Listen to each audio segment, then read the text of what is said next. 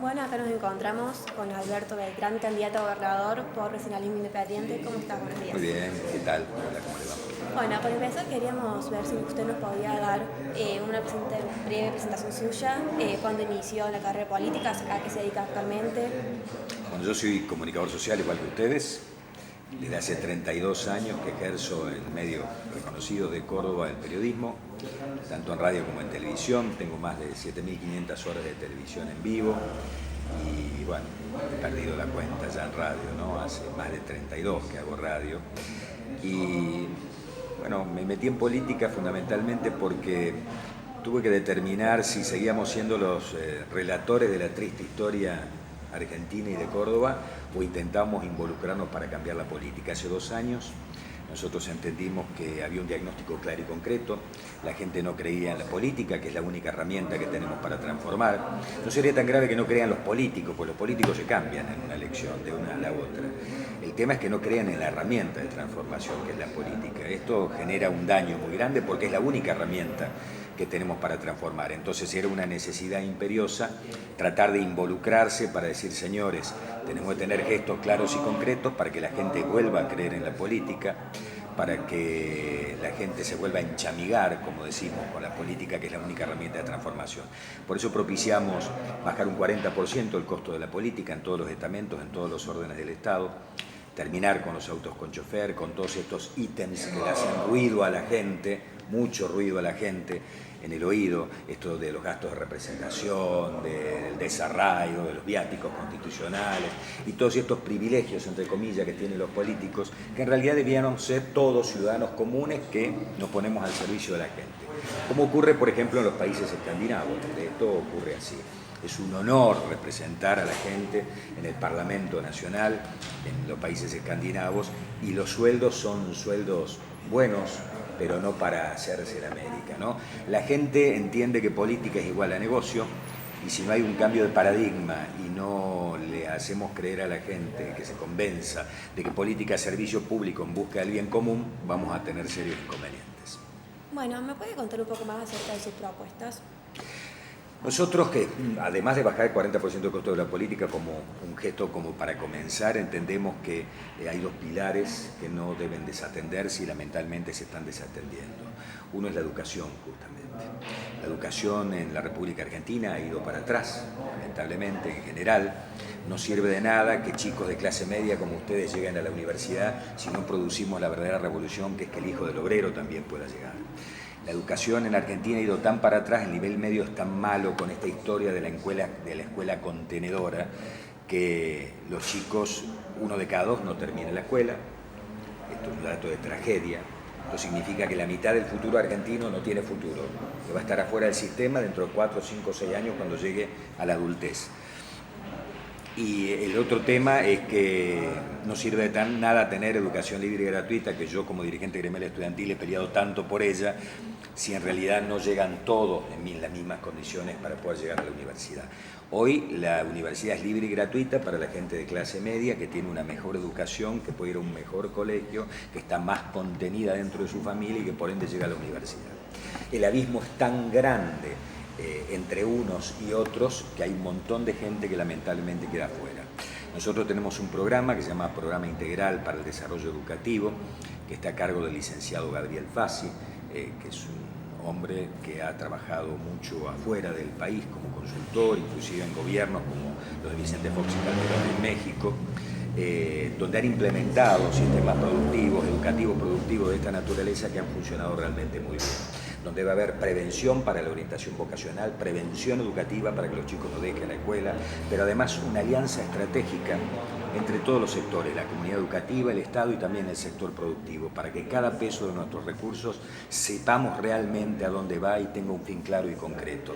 La idea es no excluir a nadie, que todos los chicos puedan terminar la escuela secundaria con un buen nivel como para poder llegar al nivel terciario y universitario. Y el otro tema que para nosotros es muy importante es la justicia. La justicia en Argentina no es independiente, tiene una clara dependencia del poder político y esto es otro dato de tragedia, digamos. Si en el Consejo de la Magistratura está integrado mayoritariamente por políticos y promueve y remueve a los jueces. Esto significa que la dependencia de los jueces nombrados con el poder político es muy grande y en caso que no cumplan podrán ser removidos a través de un jury de enjuiciamiento. Nosotros decimos la política ya tiene dos poderes del Estado, que es el Ejecutivo y el Legislativo, y el Poder Judicial deberá ser realmente un poder independiente y para ello hay que hacer una reforma muy profunda en el Consejo de la Magistratura, donde haya muchos profesores eméritos, exdecanos, académicos y menos políticos, para que realmente sean los que saben, los que elijan a los jueces, no por una cuestión vinculada al amiguismo político, sino por sus conocimientos. Bueno, también siguiendo con sus propuestas, otra pregunta era, bueno, los jubilados y los discapacitados, ¿qué importancia tienen dentro de su campaña? Total. Lo que ha ocurrido con los jubilados provinciales, que es lo que a nosotros nos atañe, no estamos hablando del gobierno de la provincia, así le han metido la mano en el bolsillo. La caja no cerraba, le metieron la mano en el bolsillo y esto tuvo el aval de la justicia oportunamente para que esto ocurra. Yo creo que los jubilados provinciales tienen que empezar a recuperar, sobre todo los que menos ganan, tienen que empezar a recuperar lo que han perdido. Hemos estado hablando con el doctor Gentile, Jorge Gentile, justamente de este tema. Él patrocina a muchísimos jubilados provinciales y realmente nos ha convencido de que es posible que haya un cambio en ese sentido, haciéndolo escalonadamente, fundamentalmente tomando las jubilaciones de menos de 20.000 pesos. Quienes ganan menos de 20, luego menos de 22, 24, 26 y así sucesivamente para ir incorporando nuevamente a todos esos jubilados a los que le han metido la mano en el bolsillo y que cobren su haber como corresponde. Y la discapacidad, que hablar, ¿no? Nosotros creemos que las personas que tienen capacidades distintas son ángeles caídos del cielo y creo que todo se debe apostar allí, sin lugar a dudas. Ya lo hicimos en la campaña anterior. Nosotros queremos ser la voz en este caso. Sabemos que no vamos a llegar al superior gobierno de la provincia de Córdoba en esta oportunidad. Recién usted hacía mención de los que tienen carteles y los que no tenemos carteles.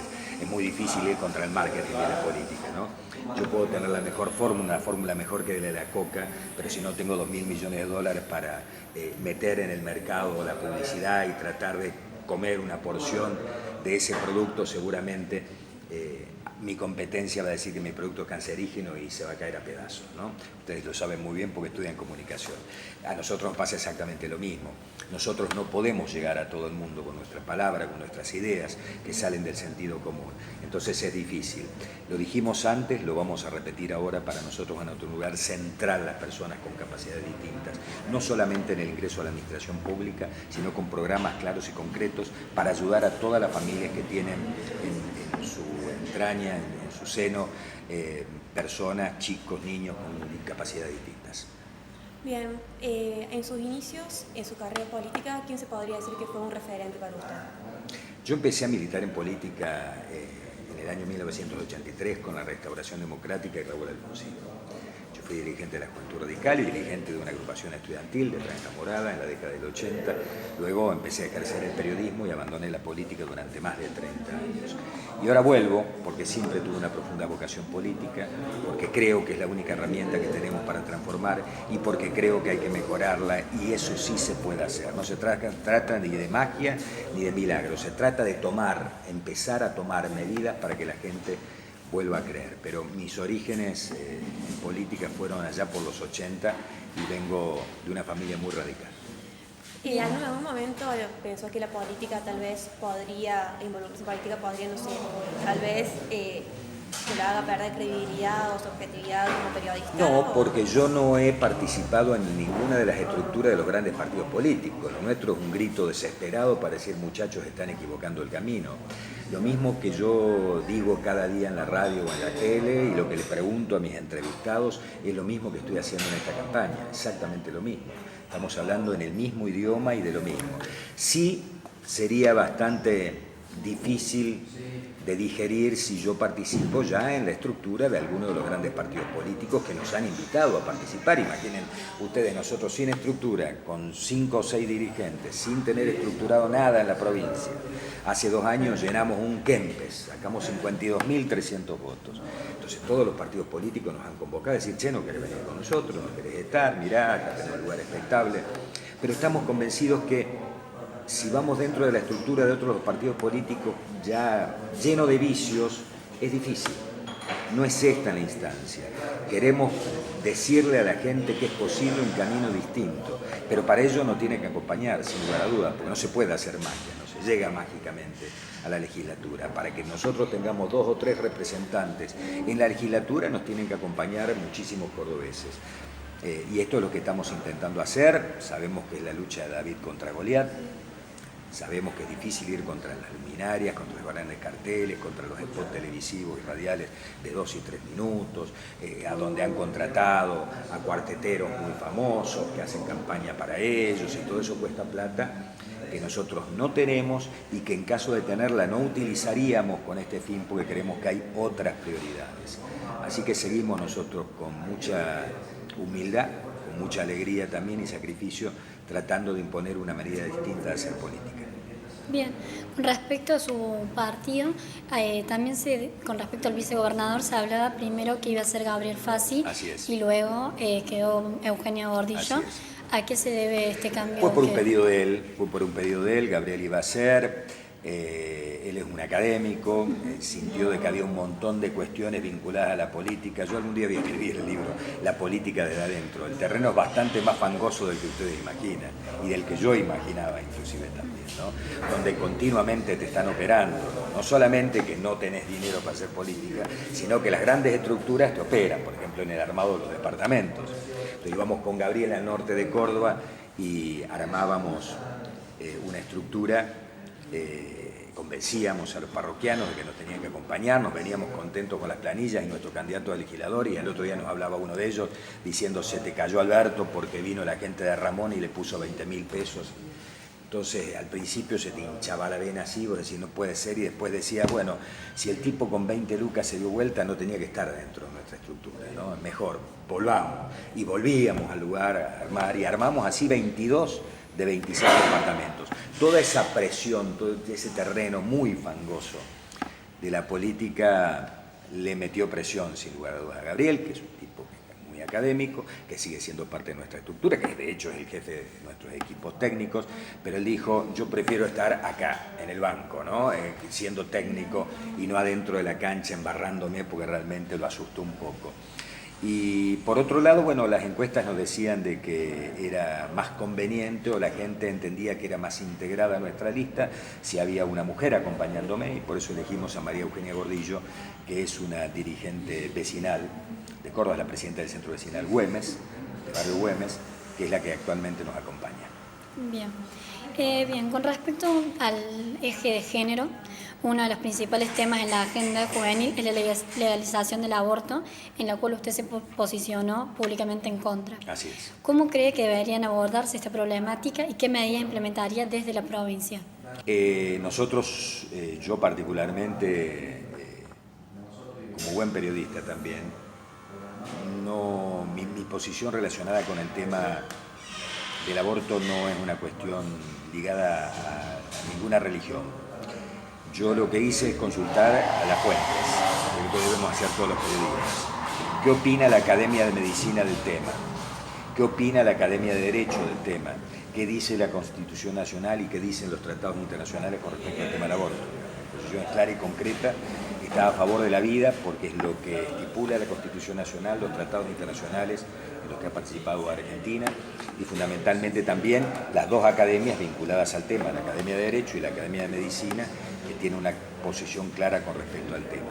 Pero por otro lado es filosófica mi postura, yo estoy a favor de la vida, es muy humanista, digamos, mi postura, y me cuesta creer realmente que una persona pueda decidir sobre la vida de otra persona, de otro ser humano, o de otra vida humana, ¿no?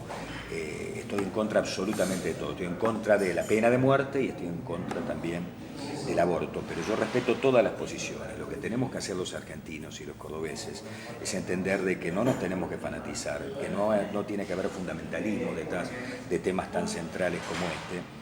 Y fundamentalmente lo que hay que hacer es escuchar al otro. Yo respeto la posición de Vilche, de Olivero, de Luciana y de todos con quien debatimos y discutimos con respecto al tema.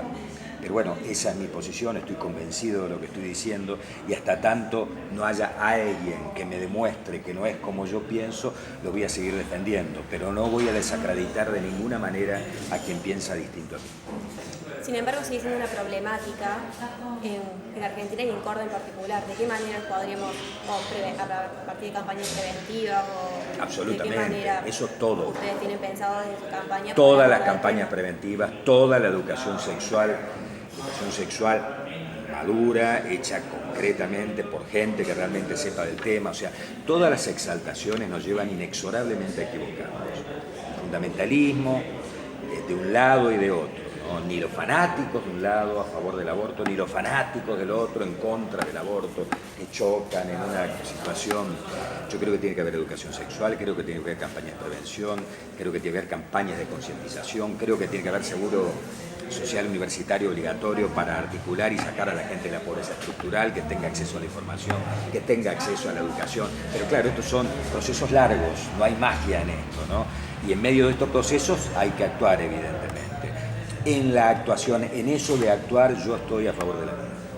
Bien. Siguiendo con este tema, según el presupuesto 2019, el gobierno invierte 11,36 pesos por mujer para combatir la violencia de género. ¿Qué crees si es el presupuesto justo? ¿Cuánto se debería destinar sobre ese tema? Vos fíjate que esto es una demostración más de nuestro fracaso, de nuestro propio fracaso, ¿no? En Nueva Zelanda se jubilan jueces y se cierran juzgados porque no hay causas. Y en Argentina o en Córdoba parece ser una buena noticia que salga en La Voz del Interior que se crearon nuevos 5 juzgados de violencia. No es ninguna buena noticia. Todo lo contrario, es una mala noticia. Hemos fracasado como sociedad. Vivimos en una sociedad violenta, donde el hombre no respeta a la mujer, donde las mujeres no respetan a los hombres, donde no nos respetamos, donde naturalizamos todo. De 251 países del mundo afiliados a la Federación Internacional del Fútbol, FIFA, el único país del mundo donde los visitantes no van a la cancha es Argentina. Y ya esto nosotros no lo discutimos, lo hemos naturalizado. En países muy atrasados y con serios inconvenientes, inclusive culturales, la visita va a la cancha y acá no va a la cancha y ya para nosotros es algo absolutamente común. Che, no salgas a la calle cuando vayas, al Paco con la notebook en la mochila pues te la van a afanar. Ya lo hemos naturalizado. No hables por teléfono en la calle, en la vereda, mirá que viene el motochorro. Estamos naturalizando nuestro propio fracaso. Lo que tenemos que hacer es actuar. ¿Qué debemos hacer? Primero, acompañar a toda la gente de bien para sacarlo de la pobreza estructural. En el medio, el que las hace las paga, así han funcionado todas las sociedades. Si no hay realmente premios y castigos, si no entendemos que tiene que haber reglas de juego claras absolutamente para todos, la cosa no va a cambiar. Bien. Durante su campaña también pudo visitar colegios, hospitales y barrios periféricos. ¿Cuáles cree que son los puntos en donde mayor pudo ver el déficit a nivel provincial? En tantos lados. En el norte cordobés hay mucha pobreza y debo decirle que ahora ha mejorado su situación con el tema del gas y del agua, ¿no? Inclusive hemos notado un cambio en los últimos 2 años, y esto de dirá, pero está haciendo campaña el actual gobierno, no, simplemente estoy describiendo una realidad. Pero hay muchos otros sectores desprotegidos aquí en la ciudad. Nosotros vemos que los merenderos, nosotros apadrinamos muchos de ellos, desde la acción social, no desde la acción política, cada vez tienen más chicos. Que cada vez son los barrios donde hay más chicos comiendo, ya no merendando, sino comiendo los merenderos, y donde en muchos casos son sus abuelos, la tercera edad, la que también empieza a participar porque no tienen para parar un plato de comida, para parar la olla en su casa. Este fin de semana estuvimos en Villa Libertador, en la zona baja de Villa Libertador, con las napas hasta acá, con las cloacas absolutamente desbordadas, los pozos absolutamente desbordadas, las calles absolutamente llenas de barro mezclado con líquidos cloacales. Esto parece sacado una fotografía del medioevo del siglo XIX, una cosa absolutamente increíble. Muchísima gente sin trabajo, muchísima gente trabajando en la informalidad, en las distintas ferias que hay en la zona de Villa Libertador, y que muchas veces son perseguidos inclusive, ¿no?, por el Estado, que van corriéndolos de un lugar a otro. Yo no sé, que prefieren que salgan a delinquir en lugar de vender en una plaza. Hay mucha miseria en Córdoba, por eso entendemos que es obsceno que se gaste en esta campaña 500 o 600 millones de pesos cuando hay tantas necesidades de tantísima gente. Tendríamos que empezar, a lo mejor el cambio de paradigma viene por las redes sociales, ¿no? Esto que para algunos de nosotros es bastante novedoso, pero a lo mejor puede llegar a ser un cambio de paradigma, que empecemos realmente a trabajar en ese sentido. Ayer fue Pascua, y yo colgué en mis redes un mensaje que fue aplaudido por algunos y muy criticado por otros. Y dije, Cristo no es parte de un relato bíblico, Cristo es una realidad que debiera ser imitada por toda la gente bien. Y la fotografía era de una señora que estaba dando de comer un comedor de chicos. Me parece que tenemos que tratar de acercarnos a eso, de servir un poquitito más para que la gente vuelva a creer. Bueno, usted recién dijo que el que las hace la paga, y eso, bueno, por ahí es un relato que se acomoda un poco a lo que dice el gobierno nacional. Por ejemplo, la ministra Bullrich tiene todo el tiempo, quiere implementar esto de la mano dura y formas de antiseguridad. Mano justa, no mano dura. Claro, no, yo, ministra Bullrich, ¿usted qué piensa sobre lo que hace? Sobre lo que hace la ministra Bullrich. Me parece que está muy sobre el marketing la ministra Bullrich. Lo que hay que hacer es que hay que cuidar a la gente de bien. ¿Qué sentís vos? Decís, che, por el tipo lo metieron en cana, fíjate, el tipo está ahí porque los políticos han sido un desastre en los últimos 35 años. 35 años de democracia, 35% de pobres. Hay un montón de gente de la marginalidad que sale a delinquir. Esto es parte de la realidad. Que hay que hacer, acompañar a la gente para sacarla de esa situación. En el mientras tanto, yo prefiero sinceramente cuidar al pobre tipo que se va a laburar de cualo chico en el colegio y está esperando el bondi de Mestre que no pasa nunca en la parada, y viene un motochorro y le afana la mochila a donde lleva, además de sus documentos, algo de plata para comer al mediodía y algunos elementos de trabajo. Yo prefiero cuidar a esa persona y no al motochorro, sinceramente. No somos todos víctimas de la misma manera. Hay un montón de gente que es víctima de la clase dirigente desastrosa que hemos tenido. Y hay un montón de gente que decidió no delinquir a pesar de esa clase dirigente. Pues tenemos que defender a la gente de bien. Y tenemos que acompañar a la gente que equivocó el camino, acompañarla, para realmente que haya un servicio penitenciario que le permita ser restituido a la sociedad y no salir peor de lo que salen. Porque realmente hoy las cárceles es peor el remedio que la enfermedad, ¿no? Sin lugar a dudas. Con respecto a Patricia Bullrich, no estoy demasiado de acuerdo con Patricia, ni con sus formas ni con sus ideas. ¿Y qué cree que se debería hacer en Córdoba con la inseguridad? Primero tiene que haber una clara política de persecución penal. Hoy ni siquiera tenemos titular en el Ministerio Público Fiscal. Ha fenecido en su mandato, el doctor Moyano se ha jubilado y no ha nombrado a nadie en el cargo. Clara política de persecución penal. Formación en la policía. La policía tiene que ser realmente una vocación, no solamente una salida laboral, ¿no? O sea, esto de, che, la gente requiere que haya más policías en la calle, así que tomemos cursito de 6 meses, le damos un arma y lo mandamos a la calle. Entonces, no está preparado realmente, no tiene vocación a lo mejor para ser parte de una fuerza de seguridad. En el mundo organizado, las fuerzas de seguridad tienen un mecanismo de selección muy concreto y muy severo, no entra cualquiera a una fuerza de seguridad. Tenés que tener vocación de servicio para una fuerza de seguridad. Y acá se ha transformado en una salida laboral. Che, está durísimo el laburo, y métete de cana. Total, en 6 meses hace un curso, te bailan un poquito, te hagas un poco de gimnasia y después ya te mandan a la calle. Eso se tiene que terminar. Tiene que haber preparación clara y concreta y tiene que haber, por otro lado, una clara política de persecución penal, donde la gente advierta que el que las hace las paga. Si la gente tiene también esa idea clara y concreta de la puerta giratoria, chorea total, no pasa nada, estamos condenados, estamos jodidos. Pero claro que hay que mejorar la situación también, bajar la inflación y todo lo que los políticos nos dijeron que iban a hacer y que era facilísimo y no hicieron. Bueno, uno de los temas a tratar ahora para lo que hacen las elecciones presidenciales es el tema de la deuda externa. ¿Qué piensa que debería hacerse en relación a eso? ¿Pagarla, no pagarla, pagarla y cómo pagarla? ¿Quién la paga? ¿Los empresarios? Vivimos en una aldea global. En esa aldea global tiene que haber claramente reglas de juego. Esa discusión me resulta cuanto menos ochentosa, este tema, ¿no? Yo soy de los que creen que tenemos que honrar las deudas. Che, pero fueron tomadas por políticos inescrupulosos, que hicieron. Sí, hay que ver de qué manera se renegocia, pero hay que estar siempre dentro de la aldea global, dentro del mundo. Yo creo que hay que generar aquí, no hay que echar tanta culpa afuera y empezar a buscar las soluciones aquí adentro, están aquí adentro. Lo que pasa es que lamentablemente nuestros dirigentes no han estado a la altura de la circunstancia. Bien, para ir terminando ya y teniendo en cuenta el conflicto universitario que estalló el año pasado pero que sigue presente, ¿qué posición tiene en cuanto al rol que tomaron los estudiantes como a las medidas tomadas por los políticos? Yo fui muy claro. Tiene que haber... A ver, hay algunas palabras que nosotros hemos sacado del sistema porque son castrenses o cuasi castrenses o te tratan de facho. Ustedes estudian. ¿Hay alguna posibilidad de aprender si no hay orden? Es difícil. Si cada uno hace lo que quiere mientras el educador está hablando, va a ser difícil aprender. Sin disciplina es difícil. Palabras de modé que han quedado en el pasado y que tenemos que recrear de alguna manera y que recrear valores. Yo he sido dirigente gremial estudiantil, yo he sido uno de estos hinchapelotas que iba a toda la aula por aula diciendo compañeros, un minuto por favor, y hablaba, y algunos me miran con cara diciendo que desubicado, y los profes ya lo teníamos recontrapodrido. Fue una etapa de mi vida. Hoy ya con 55 años digo, me encanta que haya militancia, me encanta la participación, me encanta el cogobierno universitario, pero todo dentro del ámbito de discusión.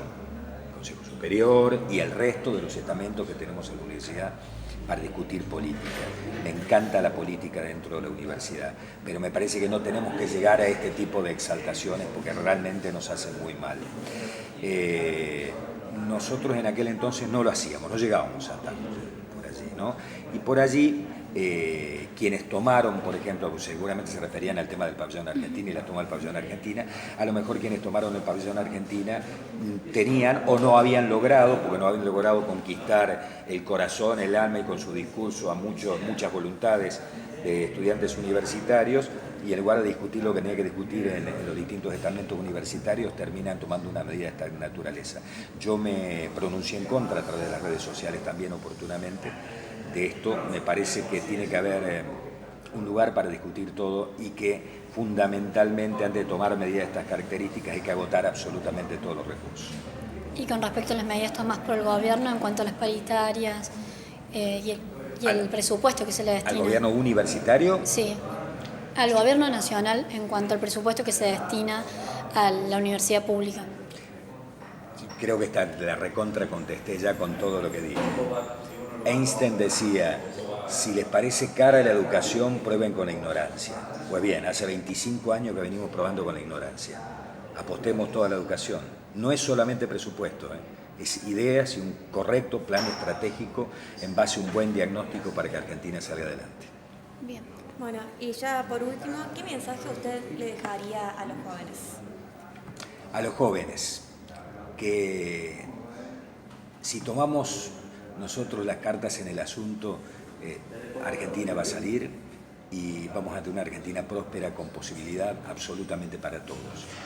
Nosotros creemos en el pluralismo ideológico, en la discusión de ideas, en la mesa de concertación, que son las cosas que se han dejado lamentablemente de lado en los últimos años en la República Argentina cuando se discute política. Vemos que hay políticos que vienen y borran con el codo lo que los otros escribieron con la mano y que somos incapaces de generar políticas de Estado.